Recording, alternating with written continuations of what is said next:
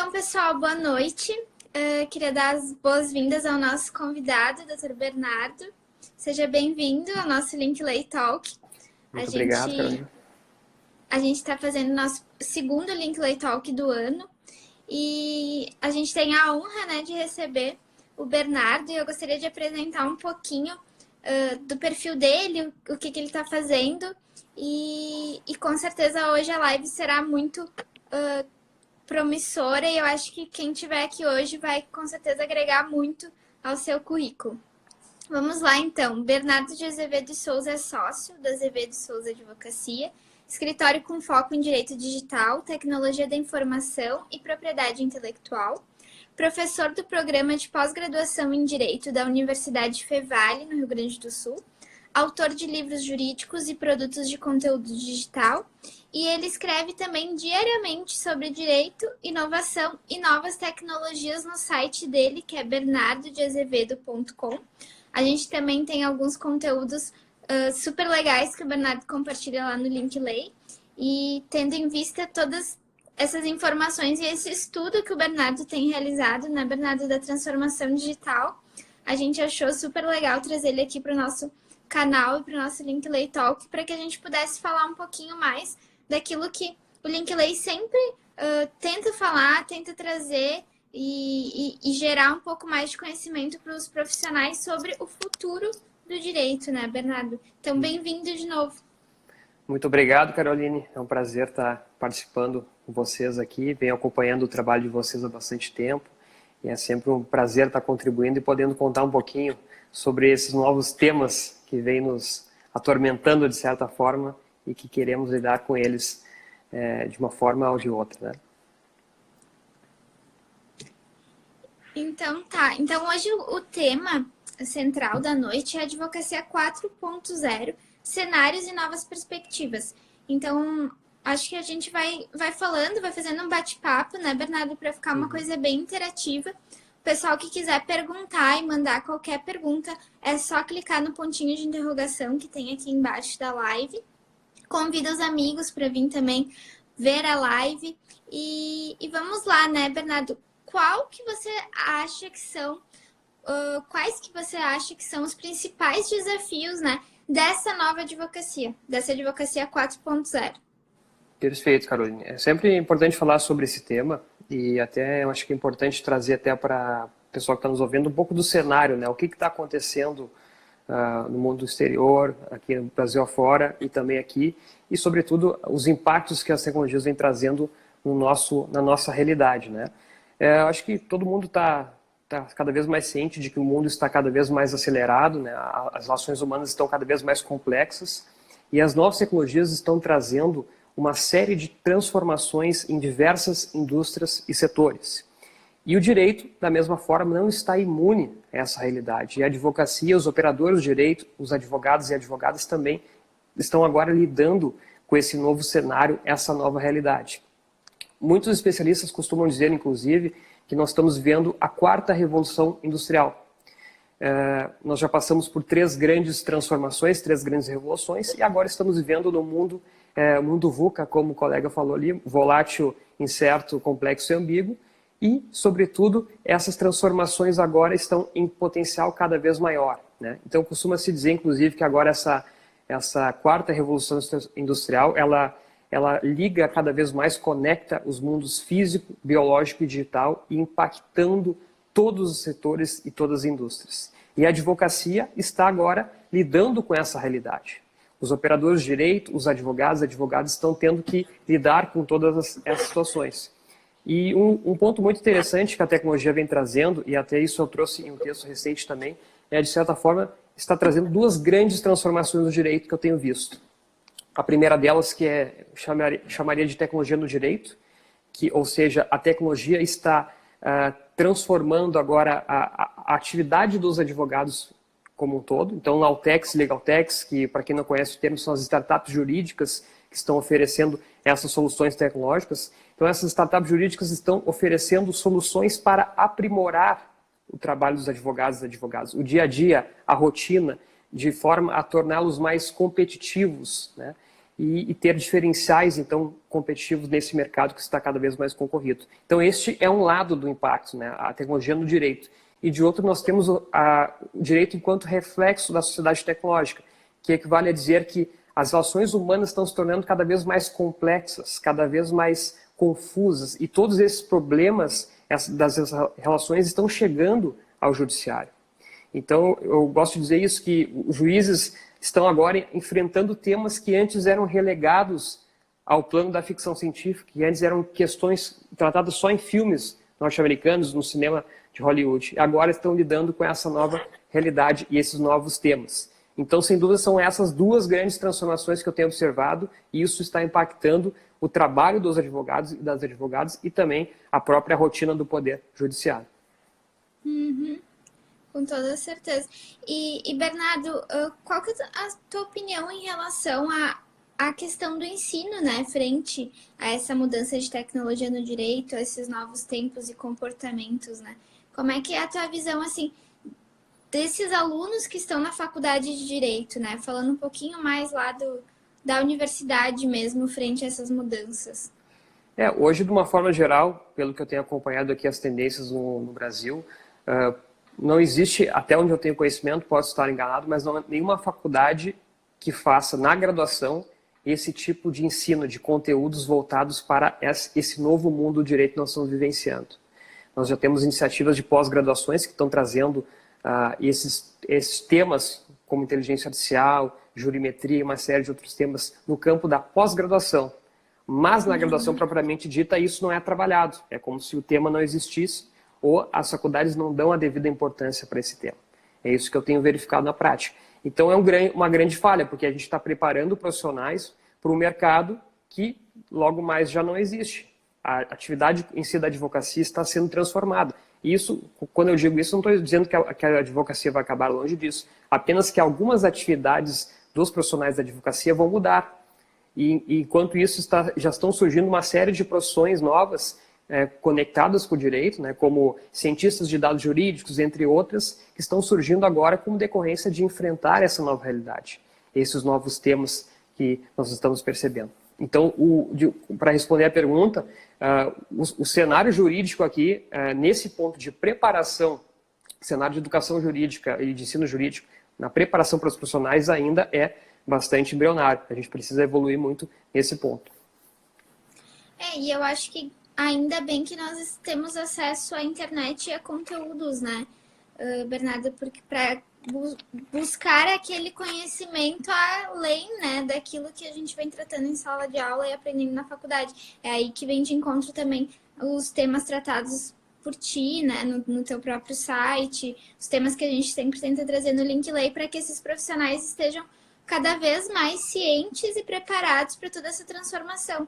Porque é uma transformação que acredito que, bem como você falou, assim, é questão de comportamentos, novos desafios, novas tendências, né? A gente vê aí falando da questão, por exemplo, de uso de dados, da questão do direito trabalhista frente a aplicativos. Então, a gente também vê outras matérias surgindo e o advogado também tendo novas oportunidades, né?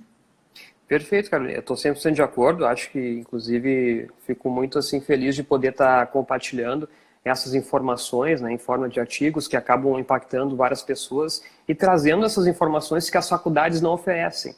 Então, de certa forma, tanto os meus conteúdos como os conteúdos da Linkley também cumprem esse papel de trazer este conhecimento que as faculdades não estão oferecendo e, de certa forma, preparando mais os profissionais. Porque o que eu busco, e daí isso eu falo em diversos textos, inclusive, é sempre compartilhar essas informações, esse conhecimento, porque na minha concepção de mundo tem espaço para todos. Então eu não vejo isso como uma competição. Eu tenho um olhar, isso a gente pode falar mais adiante, um olhar, enxergo o mundo como algo abundante, ou seja, tem espaço para todo mundo, e quando eu compartilho informações e conhecimento, as pessoas ficam eternamente gratas. Tem a questão da reciprocidade, e isso tudo acaba trazendo oportunidades para todos. Então, todos se beneficiam desse tipo de compartilhamento de informações. E por isso que eu acredito tanto nisso e escrevo diariamente para trazer esses conhecimentos. Né? Não, com toda certeza. Só aproveitando, quem está acompanhando a live e com a gente quiser mandar uma pergunta, a gente está à disposição, né? O Bernardo está à disposição para responder. a gente, muito nessa questão do tema ligado de tecnologia e direito, quais são as novas perspectivas, né, as novas áreas e qual o futuro, né, da nossa profissão. Bernardo, tu que tem acompanhado bastante a questão de conteúdos mais de fora, né, do país e também essas tendências mundiais, quais que teria para exemplificar algumas questões jurídicas que você acha que cada vez mais vão ser comuns em fóruns e não são, né, tão comuns atualmente? Eu tenho acompanhado o cenário mundial no quesito tecnologia jurídica. É um dos temas que eu gosto muito de pesquisar para entender como é que os outros países estão pensando a questão. E pesquisando em vários países, aqui exemplificamente Austrália, os países asiáticos, Estados Unidos, entre outros, eu tenho percebido que o nosso cenário de tecnologia jurídica está muito avançado em relação ao mundo. Nós temos aqui, salvo engano, aqui são 150 mais ou menos, um pouco mais de 150 startups jurídicas, divididas em pelo menos 13 categorias, o que é um número surpreendente se comparado ao resto do mundo. Tem muitos países que têm questão de 2, 3 startups, outros que têm um pouco mais, mas não chega a esse universo que nós temos aqui. Então, nós temos muitas soluções, muitos players, por assim dizer, querendo participar desse mercado. E tendências que eu tenho visto de fora, assim, uma questão muito a utilização dos dados cada vez mais, né? Então, que entra aí a questão do Big Data, a Business Intelligence e uma série de outros fatores. Os escritórios começarem a trabalhar mais com dados. Também um pouco sobre jurimetria. Então, até esses dias eu estava um debate com os colegas, até trouxe imaginamos um futuro, um cenário que o cliente vai chegar no nosso escritório, vai narrar o caso concreto, vamos dizer assim, o que aconteceu, e nós vamos ter à nossa disposição ali um software que, a partir daquelas informações narradas, aquelas informações relatadas, ele vai poder trazer mais ou menos já os julgados paradigmas que se adequam àquele caso, inclusive um percentual, uma probabilidade daquele caso ter êxito, né? Então, a gente está trabalhando com uma questão muito forte de dados aqui nesse cenário, né, que eu acredito que não está tão distante da realidade. Não vai ser o ano que vem, provavelmente, mas imagino um futuro com muitos dados, né, os advogados começarem a trabalhar cada vez mais com dados e utilizar os dados como forma de potencializar seus resultados. Com uma equipe multidisciplinar, trazendo cientistas de dados jurídicos, muitos escritórios já estão fazendo isso, inclusive, para ter um diferencial competitivo, né? E alçar voo nesse mercado que está cada vez mais concorrido. Legal. A gente teve uma pergunta aqui do Lucas. Bernardo, o que achou sobre o caso chinês onde fora conhecida propriedade intelectual realizada por uma inteligência artificial? E o que pensa sobre a discussão tão bem levantada pelo Edu Magrani sobre ética e inteligência artificial? Perfeito. Bom, a questão ética é um tema bem polêmico, bem complicado. Eu até já abordei, de certa forma, em alguns artigos, que envolve, sobretudo, a questão dos vieses, né? Ou seja, o programador ele vai trabalhar com os algoritmos e vai colocar na programação o seu olhar, os seus vieses, as suas perspectivas, os seus preconceitos, muitas vezes. Isso pode impactar, muitas vezes, numa condenação judicial indevida. Nós tivemos um caso lá de 2013, nos Estados Unidos, né, que teve um software que usava inteligência artificial e acabaram condenando indevidamente uma pessoa com base nos viés, no preconceito, né, dos algoritmos que foram inseridos dessa forma pelos programadores. Então, eu trouxe essa questão, é um dos pontos éticos da questão envolvidas com a inteligência artificial. Então, tem que ter muito cuidado de utilizar elas para julgamentos. Nós temos agora como uma iniciativa piloto, ali tem o Victor no STF, que está trazendo uma forma de auxiliar os ministros, né? Mas ainda não temos qualquer cenário de uma inteligência artificial decidindo propriamente, tomando as decisões dos casos concretos. Eu imagino que isso vai demorar muito para acontecer e talvez, assim, nós estamos falando de um universo muito distante de realmente nós deixarmos softwares, algoritmos, tomar as decisões do processo. O que eu imagino é um cenário que os softwares, algoritmos vão fazer uma espécie de um parecer a um julgador, a um ministro, e o julgador decide acatar ou não. Isso eu imagino uma espécie de parecer sobre aquele caso, a partir dos dados concretos, mas não a decisão pura e simples baseada numa máquina, né, num software, num algoritmo. Eu acho que, complementando, né, Bernardo, a questão da ética da inteligência artificial, a gente vai ter que tomar muito cuidado com a questão de transparência de construção, né, dessa inteligência artificial. Então, a gente ter um procedimento transparente de como é que esses dados vêm sendo apresentados, né, para que seja construída, né, essa inteligência artificial. Então, eu acho que é um tema bem polêmico e que, com certeza, a gente vai ver bastante por aí. E ele falou também uma questão de propriedade intelectual frente a uma inteligência artificial. O Bruno Barata, que antes estava aqui olhando a live, ele apresenta nas palestras dele, por exemplo, um quadro que foi feito por um robô. Então, como é que é a tua opinião em relação a isso, né? De propriedade intelectual frente à inteligência artificial? Pergunta muito interessante, né? Inclusive, nós tivemos alguns cases aí no exterior de que a inteligência artificial também fazendo quadros, né? Quadros abstratos com pinturas, tipo Salvador Dalí, e uma série de outras informações. Te confesso, Bruno, que ainda não tomei uma decisão a respeito desse caso, é um tema bem polêmico, né? Eu vi algumas iniciativas pilotos já acontecendo, e até, inclusive, se eu não me engano, tem no livro do pessoal ali sobre regulação 4.0, eles trazem esse debate sobre a questão da construção da propriedade intelectual. Eu imagino que nesse primeiro momento teria que ser muito bem pensada a questão, talvez fazer uma série aqui. Tá vendo aí? Sim. Uma série de reuniões, talvez juntamente com as associações de propriedade intelectual, para ver como é que eles imaginam essas questões, como é que eles vislumbram e sentem à vontade com isso. Né? Porque um primeiro momento vai depender muitos dos artistas também e em tratar ou não com essa questão. Mas eu te confesso que ainda não tenho uma posição 100% consolidada sobre esse tema da propriedade intelectual realizada por inteligência artificial. Mas muito obrigado pelo tema, inclusive vai ser objeto aí de futuros estudos, futuras pesquisas. Só respondendo aqui o Rafael, né, falando, o Bernardo já veio nas comissões de inovação da OAB de Novo Hamburgo, Linkley, vai assim, a gente só marcar a data, a gente está super disponível. Show de bola, depois a gente também teve um comentário nesse cenário, com efeitos, os operadores teriam que homologar as decisões proferidas à luz dos algoritmos, que eu acho que vem de encontro, né, à tua fala, né, Bernardo? O que eu tinha mencionado, isso inclusive foi objeto de conversas em grupos, em comissões também, esse cenário de que o algoritmo iria sugerir, fazer um parecer talvez sobre aquele caso concreto e deixaria ao ministro, ao juiz, ao desembargador tomar daí a decisão final. Ele poderia dizer, por exemplo, assim, discordo do parecer dado pelo Victor, por exemplo, mas entendo diferentemente. A gente imagina um cenário assim de que vai haver uma fundamentação, inclusive podendo acatar ou não o parecer por parte da inteligência artificial. Legal. E, Bernardo, entrando um pouquinho ali no cenário dessa nova mentalidade da advocacia 4.0, né? Como que a gente compreende esse crescimento exponencial? Esse tema, né, eu venho estudando pelo menos desde 2017 as tecnologias exponenciais e a importância do crescimento exponencial para poder compreender todo esse cenário, toda essa realidade. E quando eu vejo, até falo em palestras sobre isso, eu fico realmente impressionado, assim, as pessoas ficam surpresas quando eu mostro o exemplo clássico aqui, muito utilizado em palestras, por exemplo, quando a gente fala dobrar o papel, né?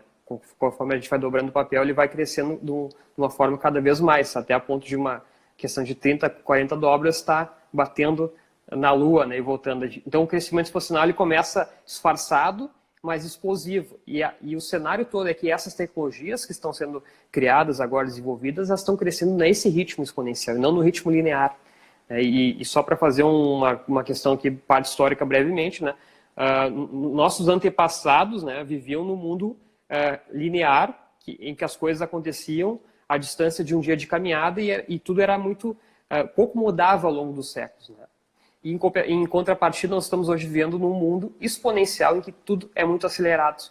Só que a nossa estrutura cerebral foi moldada a partir dos nossos antepassados. Então nós temos vamos dizer assim, o nosso hardware ainda é antigo. Então é preciso dar esse pulo, essa mudança de mentalidade e compreender pelo menos esse ponto inicial, de que as tecnologias estão crescendo em ritmo exponencial, ou seja, e quanto menos a gente espera, elas vão acabar impactando uma série de campos, setores, incluindo o direito. E eu até falei isso recentemente numa palestra, que eu imagino que vai haver alguma pessoa, uma empresa que mais cedo ou mais tarde vai criar uma solução que vai revolucionar a forma como a gente trabalha. Eu não sei qual solução é essa, nem sei quem é essa pessoa, mas eu imagino que vai ter alguém que vai, nos próximos 5 anos, talvez, criar algo, como gostam de dizer, disruptivo, né? De causar uma disrupção, uma ruptura da continuidade daquela forma de lidar com as situações.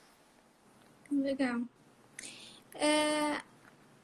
E aqui também a gente anotou uma questão, né, de como aproveitar a sabedoria da multidão nessa questão.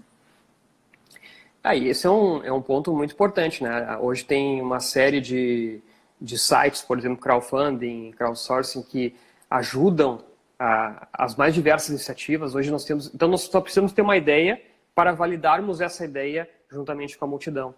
Então, são sites, empresas e uma série de iniciativas onde que eu posso criar um produto, criar um serviço e poder validar. E quando a gente utiliza a sabedoria da multidão, a gente consegue as respostas mais rápido. Inclusive, a gente consegue potencializar, escalar essa ideia. Então, tenho vários exemplos de ideias que pareciam até mesmo despretensiosas e foram trazidas nessas plataformas e gerou, inclusive, um serviço ou um produto que transformou uma indústria, transformou uma forma de lidar com a situação. Então, eu acho que os advogados precisam compreender e aproveitar a sabedoria da multidão para uma série de recursos, inclusive, podendo criar novos produtos e serviços e trazer para a multidão. O que vocês acham disso? Isso seria viável? Vocês consumiriam esse tipo de produto?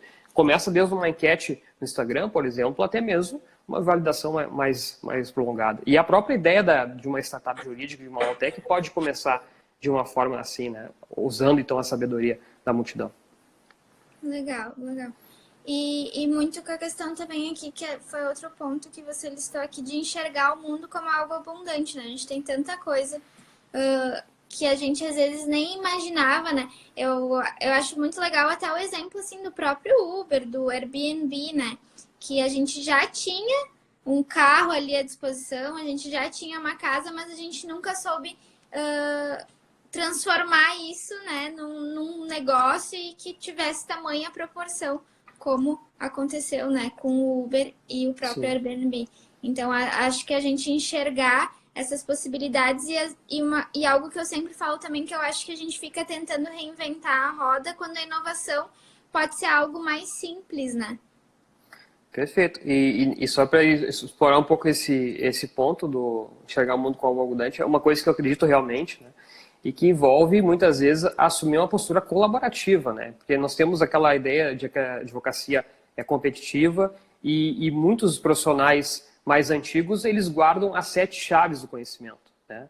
Eles não querem compartilhar informações, não querem auxiliar os colegas, e eu tenho uma concepção totalmente diversa disso. Tanto é que, assim, escrevo os textos, escrevo esse conhecimento que eu absorvo, que eu quero, de alguma forma, passar para alguém isso, porque eu considero isso muito importante, esse compartilhamento de informações. Então, enxergar o mundo como algo abundante é, de certa forma, isso, ser colaborativo, né? Ou seja, numa ideia de sem reserva de conhecimento. O conhecimento é de todos, ele está ao alcance hoje de um clique. Então, eu posso compartilhar o que eu sei com os colegas e os colegas aproveitarem esse conhecimento também, devolver depois uma informação, um conhecimento, e juntos a gente vai crescer, né? Então, essa forma eu enxergo muito positivamente, né? O mundo como algo abundante é uma forma que eu lido no meu dia a dia, é a forma que eu enxergo, né? Realmente. Legal. Concordo plenamente, até ali dentro do Linkley é um dos nossos, né, objetivos, é a integração de todo o mundo jurídico para que a gente possa realmente tornar ele mais colaborativo, para que os advogados se ajudem, para que a gente tenha uma troca de conhecimento, porque a gente acredita, né, que junto a gente pode crescer mais e ir além, né, Bernardo? E acho que isso que tu falou é muito verdade, de que o conhecimento está na palma da mão. E a gente tem que se ajudar para que a própria tecnologia não seja um impeditivo, né? Com certeza. Concordo plenamente. Então, essa forma de enxergar eu acho fantástica. Assim, eu vejo vários colegas que têm feito esse trabalho de compartilhar informações, conhecimento nas redes sociais, sempre buscando ajudar os demais, né? Então, é uma ideia assim, de sem reserva de conhecimento, né? De buscar compartilhar e oferecer o que você tem e tem o princípio da reciprocidade devolve, e depois o colega também fica muito feliz e compartilha informação e todo mundo, todos crescem com essa dinâmica. E Bernardo, falando em advocacia 4.0, a gente já adentra num tema, né, que são as novas habilidades. A gente conversa bastante disso quando a questão é transformação do direito, novo direito, né? Até trocando uma ideia outro dia, ali, o Linkley vai realizar um evento no Rio de Janeiro e a gente vê até essas novas habilidades, essas chamadas também soft skills, como quem sabe um direito 5.0, né? A gente vai ter que levar para o lado mais comportamental e de desenvolver essas outras habilidades. Como é que tu enxerga essas novas habilidades, né, nessa nova advocacia? Perfeito. Tá me ouvindo bem? Eu tirei o fone aqui para usar o carregador. Sim. Perfeito. Uhum. A questão das habilidades, eu acho que existem, poderia elencar aqui um leque, mas não é a ideia, mas eu considero que tem habilidades que são fundamentais. E uma delas, para essa nova advocacia que eu tenho me convencido cada vez mais, é a apresentação pessoal. O que consiste, na verdade, em se apresentar bem nas redes sociais, trazer esse trabalho, pode ser, por exemplo, de marketing de conteúdo, trazendo essas informações, mas estar sempre ativo. As pessoas te enxergando como um profissional da área reconhecido, aos poucos a autoridade vai crescendo conforme os conteúdos são compartilhados, conforme as informações são divulgadas. Então, acho que desenvolver essa habilidade é essencial, porque hoje nós estamos no mercado com 1,2 milhões de advogados, está cada vez mais competitivo, e a gente precisa, então, de recursos para nos destacar nesse cenário que está cada vez mais concorrido. E uma das formas é justamente isso, aproveitar o potencial das redes sociais para se firmar como autoridade num tema. Escolher o nicho, o subnicho que seja, definir e começar a trazer conteúdos, trazer informações e, para com isso, ganhar, consequentemente, autoridade naquela área específica. Então, a apresentação pessoal é, no meu entender, uma das habilidades fundamentais que os profissionais da educação devem desenvolver hoje em dia. Legal. A gente fala muito nessa questão, né, dessa comunicação digital, né? Porque ainda é até assustador pensar que tem muitos profissionais ainda que não acreditam no potencial de ter a imagem deles, né, no mundo virtual. E a gente sabe que agora a gente tem uma esmagadora maioria de pessoas que, ao procurarem serviços de advocacia, vão procurar no Google, independentemente de conhecer aquele profissional ou não, né? Você vai buscar a reputação desse profissional, saber se ele está escrevendo conteúdo, se ele não está, buscar mais informações sobre esse perfil. E muitos profissionais ainda não acreditam, né, no potencial disso frente à sua carreira, né? E eu acho que isso é com certeza uma das novas habilidades que a gente precisa adquirir e também explorar, né, cada vez mais. Com certeza. E os clientes estão observando as redes sociais, os clientes estão consultando. Então, quanto mais tu se posiciona nas redes sociais e traz esse trabalho de apresentação pessoal na internet, mais potencial tu tem de ser conhecido e, eventualmente, os próprios colegas te indicarem clientes a partir dessa atuação, dessa constância que tu vem trazendo. Então, acho que é essencial essa habilidade. E também, ao mesmo tempo, melhorar a comunicação, que envolve, daí não é uma habilidade puramente digital, mas a gente tem que também se comunicar cada vez melhor, né? Envolve curso de oratória, se comunicar melhor com as pessoas. Isso faz com que a gente tenha também a capacidade de comunicar melhor as nossas ideias e como a gente pensa, para que os outros possam compreender que comunicação é essencialmente o que o outro entende. Então, quando a gente desenvolve a comunicação, a gente facilita todos os lados, e seja negociações e seja relações entre pessoas. Né? E principalmente ali a questão também que você também listou aqui, que é desenvolver o pensamento crítico, né? A gente ter esse lado mais crítico, digamos, né, da profissão. Explica para nós um pouquinho sobre isso. Isso se conecta com aquele ponto que a gente falou mais cedo na live, que é a questão do ensino jurídico, né? Então, as faculdades e as escolas, de uma forma geral, elas nos preparam para responder perguntas, mas não para fazer perguntas. E o pensamento crítico é justamente isso, é desenvolver a capacidade de fazer boas perguntas que vão te levar a melhores respostas. E o caminho todo está nisso, na busca constantemente por melhores perguntas, porque a pergunta ela abre horizontes enquanto a resposta ela fecha. Então, quando a gente começa a desenvolver melhor essa capacidade de pensamento crítico, a gente começa a fazer melhores perguntas, isso traz inúmeros potenciais, por exemplo, criar novos produtos, novos serviços para o escritório, e uma série de potenciais a partir desse desenvolvimento do pensamento crítico. Não à toa, o Fórum Econômico Mundial lista o pensamento crítico como uma das habilidades mais importantes do futuro. Tamanha a importância dessa habilidade, dessa competência para os profissionais, não só do direito, mas profissionais como um todo. Legal. A gente recebeu uma pergunta aqui, muito boa pergunta, que é: o Poder Judiciário está preparado para a Advocacia 4.0? Há analistas técnicos e juízes 4.0? Como essa discrepância poderia afetar os advogados 4.0? Quem é que fez essa pergunta? Eu não consigo ver o nome dele, eu só vejo que o sobrenome é Costa. Perfeito. Não, uma excelente pergunta. Olha, no meu entender, nós precisamos de uma grande mudança cultural, né? Os profissionais, assim, eu vejo uma minoria que está bastante atento a esses novos temas, mas, de uma forma geral, as pessoas estão completamente, não vou generalizar, agora a grande maioria dos profissionais está alheia a esse mundo, não sabem o que está acontecendo. Isso eu tenho percebido com conversas entre colegas em palestras, seminários, eventos. Então, eu acho que nesse momento agora não está preparado, mas não quero dizer que no futuro não vai estar. E é por isso que envolve uma série de pessoas envolvidas aqui, de trazer em eventos essas informações, esse conhecimento, para que cada vez mais pessoas possam transformar esse direito que a gente está vendo. Que é um direito que resolve o problema, sim, mas não é um direito efetivo, né? Olha quantas reclamações nós temos de problemas. Um cenário, segundo dados do CNJ agora, quase 80 milhões de processos nós tivemos. Então, são necessários recursos para lidar com essa realidade. E é nesse contexto que entra daí essa transformação cultural necessária para que os operadores de direitos compreendam tudo isso e possam melhorar, assim, consequentemente, a atividade jurisdicional como um todo.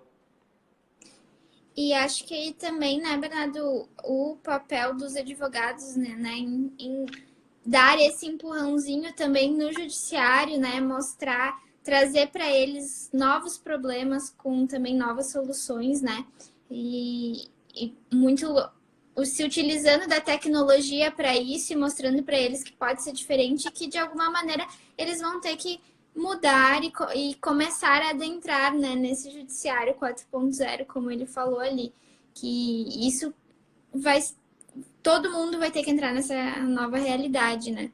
E eu acho que também daí vem muito pertinente o tema que você listou aqui de visual law, né? Essa questão de a gente levar de uma forma diferente essa experiência para o próprio judiciário, né? Exatamente. E esse tema do visual law eu tenho realmente me dedicado a pesquisar a respeito, porque hoje em dia o que a gente está vendo? Um cenário com esses quase 80 milhões de processos que eu falei. A gente tem cerca de 21 mil juízes no país, isso tudo conforme dados do CNJ, o relatório de Justiça em Números. Ou seja, tem uma discrepância, né? Muitos processos para poucos magistrados. Então, chega esse tema, que é o visual law, que é o visual law para a pessoa que está nos ouvindo entender. É a utilização de elementos visuais em petições, que a gente pode utilizar vídeos infográficos, fluxogramas, storyboards, tudo buscando o quê? Aprimorar a comunicação. Ou seja, fazer com que os magistrados realmente leiam e analisem todas as petições. A gente sabe hoje em dia, por experiência na advocacia, que a leitura muitas vezes é superficial, é uma leitura rápida, leitura só dos itens, ou seja, não é feita a leitura capa a capa, por assim dizer, da nossa petição. E esse tema do visual law, essas técnicas que vêm sendo trazidas, e alguns advogados já estão utilizando aqui no Brasil, busca justamente isso. Dá para usar em contratos também, dá para usar em outros sistemas, mas eu tenho enxergado esse potencial em petições, para melhorar a comunicação e fazer com que os magistrados possam analisar melhor o caso, analisar as dinâmicas que está acontecendo, os pedidos, a pretensão como um todo do cliente. E é para isso que vem essa ferramenta. Não é meramente para tornar a petição bonitinha, mas sim trazer elementos visuais que tragam impacto e possam melhorar a comunicação. E, consequentemente, vai trazer resultados melhores para o cliente.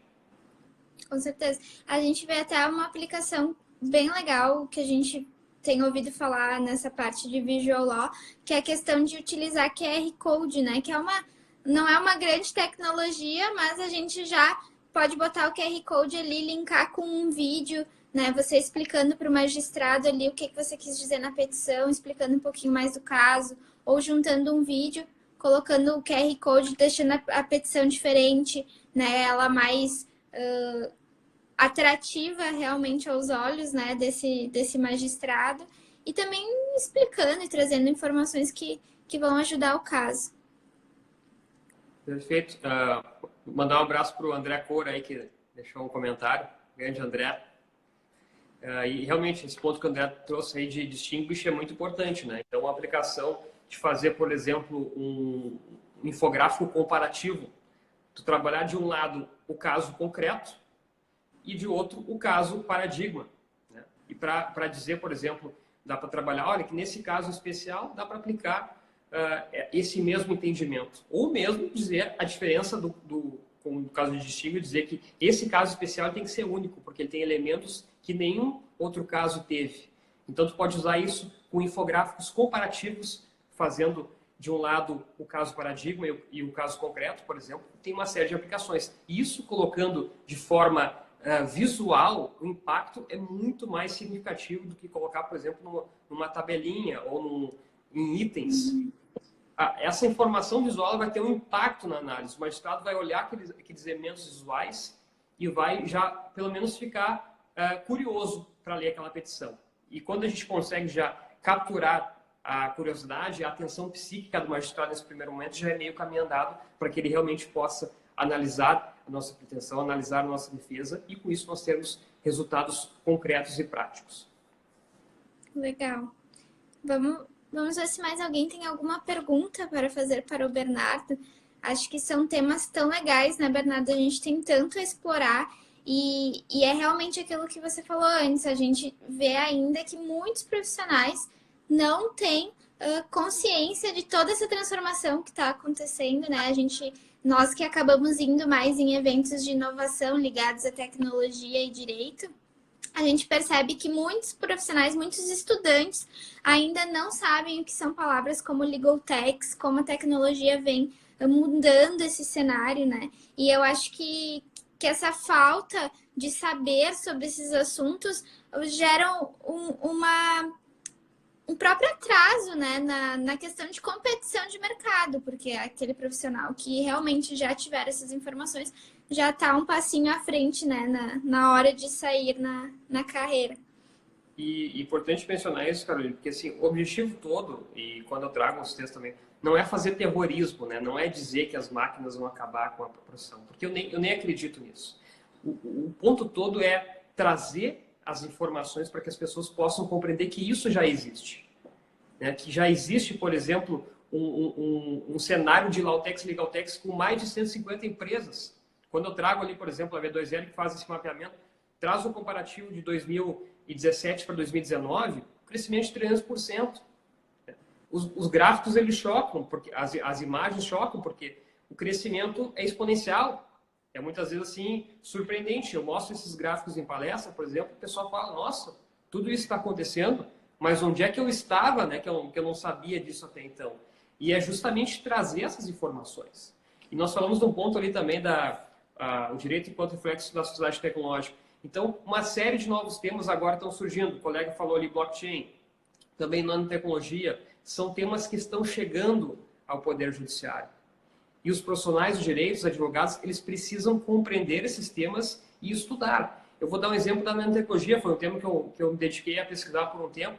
O mínimo que um advogado precisaria saber, por exemplo, é saber o que é a escala nanométrica e o que é um microscópio de varredura eletrônica, para dizer o mínimo, para poder começar nessa área. E vamos dizer que chega um caso envolvendo uma nanotecnologia que agora vem sendo aplicada na indústria, uma série de produtos como band-aids, cosméticos, bebedouros, essa tecnologia está sendo utilizada.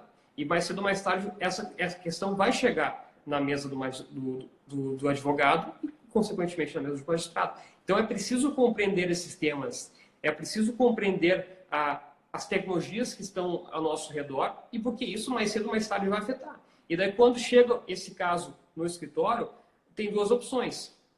O advogado passa a bola para um outro colega, né? Ou abraça por já conhecer aquilo, ter segurança de trazer de ter segurança de trabalhar naquele caso. E é justamente isso que eu busco, dar essa segurança com conhecimento, com formação, para que o profissional consiga, então, abraçar aquele caso ali e ter o mínimo possível para saber do que se trata. E, inclusive, daí dessa forma a gente também consegue enxergar novas oportunidades, novas áreas, novos mercados, né? Que esses profissionais podem começar a se especializar e atuar, né, Bernardo? Exatamente. Acho que tem umas A perguntas. gente tem uma pergunta aqui do Rafael. Oi, Rafael, tudo bem? Como desenvolver soluções viáveis de jurimetria em um país com dezenas de tribunais, principalmente de sistemas PJEs e tudo mais? Bom, eu vou tomar liberdade, porque realmente jurimetria é um campo realmente bem nichado, bem específico, e realmente para dar uma resposta adequada ao colega. Sendo bem transparente em relação a isso. Tem mais algum? Off-topic, eu penso que o processo eletrônico como está é praticamente tão somente alterar a mídia em que o processo tramita. Meu sonho é escrever os pedidos em campos específicos nos portais. Eu acho que Paulo Costa, esse é o sonho de todo e qualquer advogado que atua, né, num processo digital. E Lucas, infelizmente, temos magistrados super despreparados, já sofro muito com o contencioso atualmente em relação ao mercado de inovação. Verdade. E só fazendo um parênteses também, até conectando novamente com o Visual Law ali, é bem provável que haja uma certa resistência dos magistrados nesse primeiro momento, né? Quando começar, vamos dizer assim, nós já temos iniciativas no Brasil de alguns advogados, escritórios de advocacia que estão utilizando elementos visuais e petições, mas não temos nada massivo ainda, não chegou uma gama de escritórios utilizando. Mas se imagina que vai ter uma certa resistência, porque geralmente não se quer mudar o novo, e até alguns magistrados entender que esse tipo de petição afronte o judiciário, ou mesmo seja um deboche, dependendo da mentalidade do magistrado, pode entender dessa forma. A gente está preparado para os dois cenários, né? Mas o que se busca mesmo não é só embelezar as petições, mas sim melhorar a comunicação. E mais que tudo, ser lido nesse universo de milhões de processos. Verdade. E eu acho que ali, na questão dos tribunais, assim como a gente tinha falado um pouco antes da pergunta do próprio Paulo Costa ali, desses tribunais, né, 4.0, esses tribunais automatizados e inovadores, a gente realmente tem um cenário que a gente pode dizer que é caótico no Brasil, né, com tanta diferença de estruturas de dados, né, o que realmente dificulta a evolução, né, da própria tecnologia de jurimetria. A gente também não tem um acesso fácil. Nós, Legal Techs, e acompanhando um pouco esse cenário do lado dos bastidores de quem faz isso, né, a gente ainda não tem uma regulação de acesso desses dados de tribunais, eles são bem difíceis, até uma das bandeiras que a própria B2L levanta, para que a gente cada vez mais possa ter acesso e conseguir evoluir, né, com essas tecnologias que vão ajudar não somente o judiciário, mas também ao cidadão, né, que quer o seu direito tutelado. Exatamente, só fazendo um gancho também, e cada sistema de tribunal é diferente do outro. Então, além de tudo, eles têm esse desafio, né? Esse pessoal que está coletando os dados tem que desafio de cada sistema, né? É um obstáculo diferente, é uma forma de organizar os dados de uma forma específica e acaba tendo toda essa dificuldade de construir e formar, organizar todos esses dados. Tem mais esse ponto ainda, né? Com toda certeza. O Lucas falou ali também, agora não falta tecnologia para unificar os sistemas. O problema mais é o ego e os sistemas, alguns proprietários e outros open, baseados em código aberto, infelizmente. Tens razão, Lucas. A gente tem Tomara que esse cenário melhore, né? Que a gente consiga, junto com a inovação, com essas habilidades de colaboração, né, Bernardo? Que essas habilidades sejam levadas para o judiciário também, para os responsáveis por fazer toda essa unificação e realmente que tenha o poder de mudar essas tecnologias, que a gente comece a se comunicar com as empresas de tecnologia, com os advogados, com os cidadãos e comece a pensar em prol, né, de todo mundo. Exatamente. E para o leitor também, que o leitor ouvinte que está nos acompanhando, eu tenho entrevistado várias startups jurídicas brasileiras, né? E buscando conhecer cada uma das soluções, né? Até a Linkley já deu uma entrevista e nos contou um pouco da trajetória. E está sendo muito legal a experiência para entender as soluções tecnológicas que estão sendo oferecidas no mercado e como existem soluções, né? Então, hoje, se o advogado quiser pesquisar a respeito, ele tem muitas opções para aprimorar, né? Então, aumentando a produtividade, reduzindo custos, e tem soluções tanto que custam uma assinatura de Netflix, por exemplo, fazer um comparativo ali, até coisas daí mais elaboradas conforme a complexidade. Então, essas tecnologias estão à disposição, basta que se procure a respeito delas, se faça teste também. Não adianta aqui eu indicar uma aqui outra, depois a pessoa vai lá na prática e não vai gostar. Então, eu preciso testar também na prática e ver se aquela solução se adequa à realidade do escritório e tem potencial. Mas já existem, então, muitas ferramentas que os advogados podem utilizar e tudo é buscando o quê? É aprimorar a eficiência, a produtividade e redução de custos. E, ao mesmo tempo, oferecer uma melhor experiência para o cliente, que é hoje talvez o grande mote aí dos escritórios de advocacia, melhorar a experiência do cliente e colocar o cliente no centro de tudo. No centro de tudo. Isso é uma das coisas que eu sempre falo, que também os escritórios têm que começar a se atentar para essa jornada do cliente no escritório, porque o cliente chega, ele quer o problema resolvido de forma rápida e indolor, né? E aí a gente utilizar a tecnologia para isso, né? Não ver a tecnologia como alguém que vá contra o trabalho do advogado. Pelo contrário, né? A gente tem soluções como aliado e não como aliada, né? A gente tem soluções geniais, assim como o Bernardo falou, no próprio radar da B2L a gente consegue encontrar diversas soluções, né, para diversos assuntos. E eu acho que a gente começar a explorar esse mundo e ter esse entendimento, com certeza, vai gerar mais negócios para a gente, né, e mais oportunidades. Perfeito, exatamente isso. Eu já vou encaminhando, então, para o encerramento, porque daqui a pouco o Instagram, ele nos corta, daqui a gente está há quase 1 hora aqui falando. Foi excelente, a gente teve muita interação. Se vocês têm alguma dúvida aí, eu acho que ainda dá um tempinho de Bernardo responder. Nesse meio tempo, eu queria convidar todo mundo que tem interesse em direito e tecnologia e saber um pouquinho mais sobre o assunto. Vai acontecer 2 eventos super bacanas. Um em Porto Alegre, que o Bernardo, inclusive, vai participar, que é o Lotec Poa. Vai acontecer no dia 1º de abril, numa quarta-feira.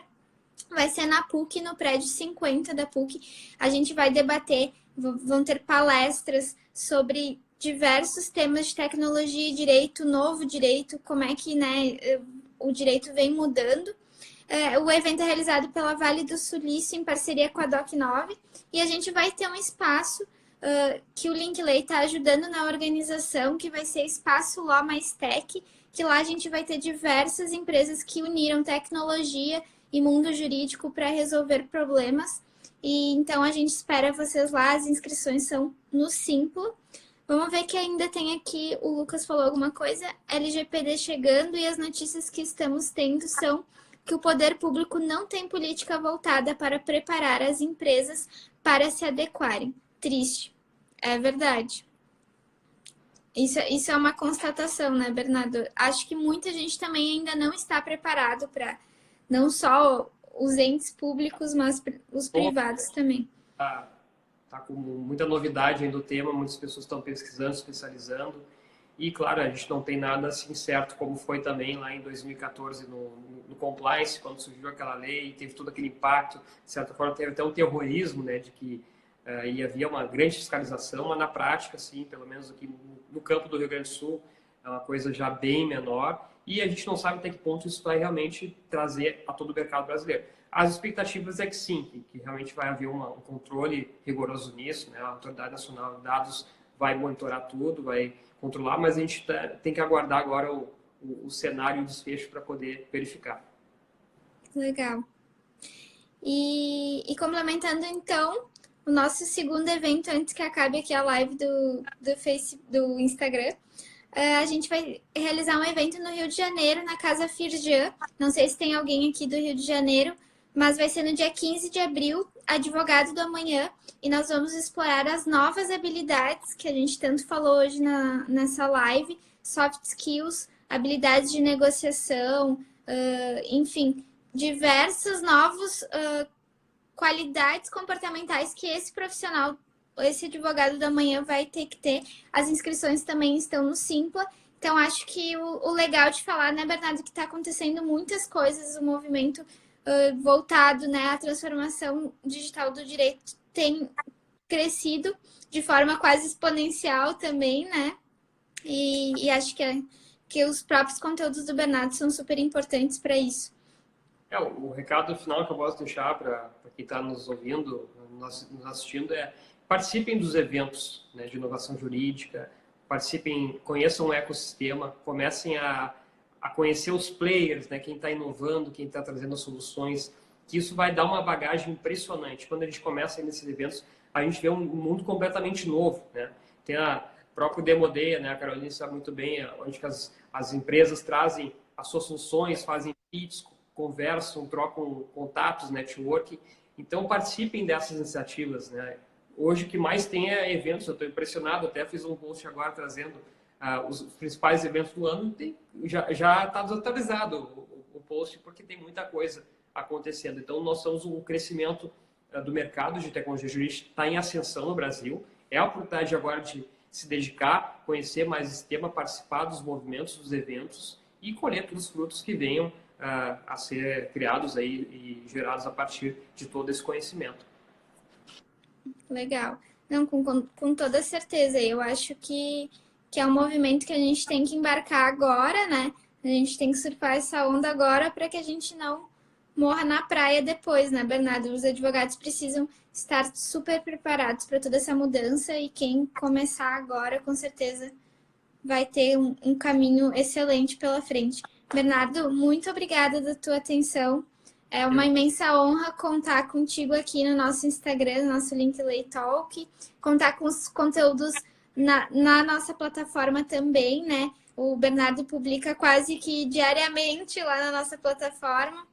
Lá no Linkley a gente também tem conteúdos diários no Linkley sobre transformação digital, tecnologia, novas tendências, novas áreas, porque a gente, assim, com certeza, como o Bernardo pensa, a gente quer mostrar todas essas informações e cada vez mais poder ajudar, né, a evolução do direito como um todo, né? Perfeito. É isso, então, Caroline, muito obrigado. Foi um prazer estar conversando contigo. Acho que os leitores, eu falo leitores porque tem mania na redação, né? Mas os ouvintes e quem está nos assistindo, telespectadores, sem dúvida, tiveram uma oportunidade de conhecer mais alguns temas e eu estou sempre novamente, vai ser um imenso prazer. A gente teve só, antes de encerrar, uma perguntinha se essa live ia ficar salva. Essa live fica salva durante 24 horas aqui no nosso Instagram. E depois a gente disponibiliza ela também no canal do YouTube no Linkley. Então, todo o conteúdo que está aqui hoje fica salvo por lá. E dá para todo mundo aproveitar, compartilhar e saber um pouquinho mais sobre esses novos cenários e essas novas perspectivas, né, Bernardo? Perfeito. Então, muito obrigado e uma boa noite a todos. Então, obrigada, boa noite, gente. A gente, então, encontra todos vocês no próximo Linkley Talk. Até lá. Tchau.